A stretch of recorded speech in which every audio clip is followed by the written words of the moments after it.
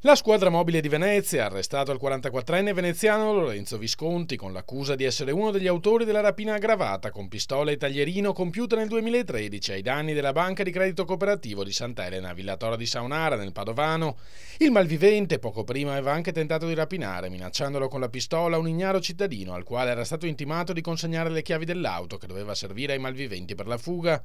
L'operazione fa parte dell'indagine chiamata Mask che la squadra mobile veneziana sta portando avanti da oltre un anno.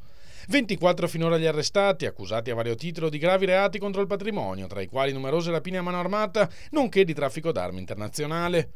L'indagine ha inoltre portato al sequestro di numerose armi da guerra, tra cui 7 Kalashnikov, 2 mitragliette Scorpion, un silenziatore e alcune pistole con relative munizioni.